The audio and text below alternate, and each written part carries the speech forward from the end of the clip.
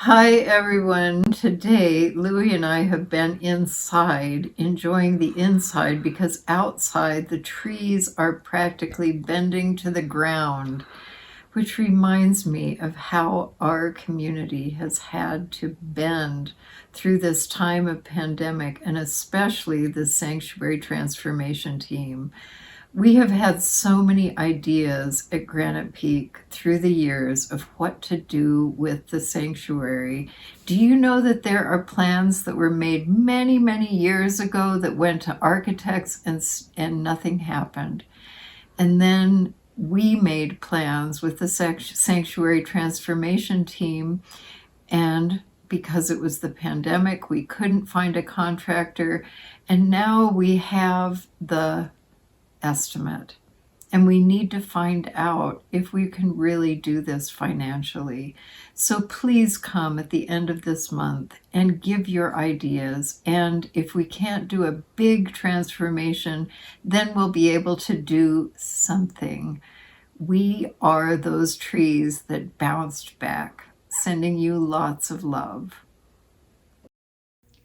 Many of you will recall that about 2021, we learned that there was no asbestos in the ceiling tiles. That was a big deal because it was many groups had met over the years to consider improvements to the sanctuary. But if there had been asbestos in the ceiling tiles, it would have really limited what could be done. So an ad hoc group began to meet in 2021 and came up with a series of suggestions about and tried to envision what the sanctuary might look like. Currently, it's a long, flat ceilinged building with rather poor acoustics and poor lighting, not much natural light and so forth. Numerous groups over the years since the purchase of the facility from the Oddfellows by the congregation had met to envision what they thought the sanctuary might be like. But this is the latest group to have done this.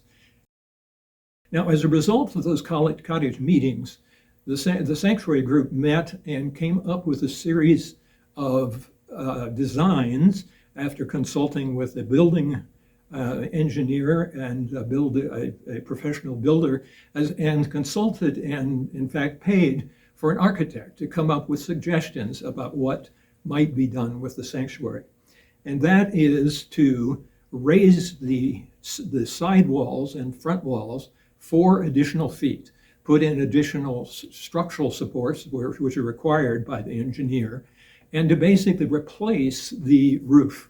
Take the current roof off, take the extremely complex supports that are now above the acoustic tiles, completely remove those, replace those with a series of scissor trusses, and basically come up with a completely transformed sanctuary. It would be higher, it would have a shallowly pitched roof. It would have long 3 by 8 foot windows along the sides, which would provide natural light. The flooring would, of course, be replaced. And overall, the architect and engineers and various people who are knowledgeable about this feel that the acoustics would be greatly improved. I hope this video has helped you get a better sense of how this project has evolved. Let me give you an update on recent events and a quick look into the future. On January the 25th, we held a Zoom meeting with a well-qualified and experienced UUA consultant, Rachel Maxwell, concerning how she could assist Granite Peak in conducting a feasibility study. With the board's approval and a congregant's $5,000 donation, we were able to schedule Rachel to come to Prescott to conduct what is called the Next Steps Weekend from April the 28th to April the 30th. Prior to her visit, Granite Peak must collect a wide range of data about ourselves, including governance, finance, pledge history, and much, much more.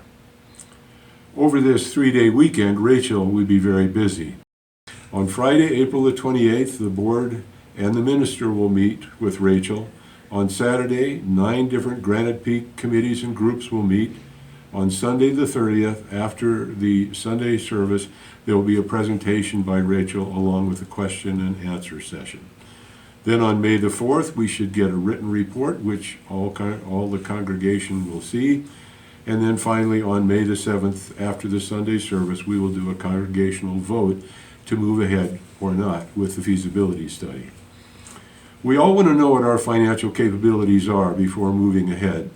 The feasibility study will allow us to understand just how big a project our congregation can afford.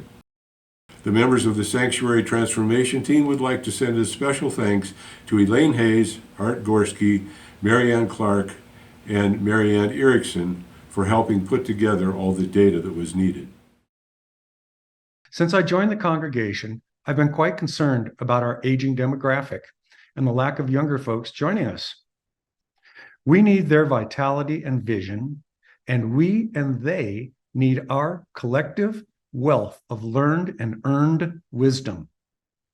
I believe this gift of ours, part of our legacy, should be passed on and utilized to benefit the future community.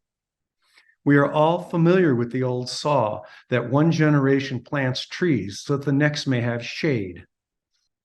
The upcoming decision on whether or not to proceed with a capital campaign project to do a major remodel of our facilities is a daunting, somewhat scary, exciting, and invigorating adventure. I want to be part of something much larger and longer lasting than myself, and I hope you will make the time for some deep, compassionate, introspective thought and reflection on this upcoming proposal.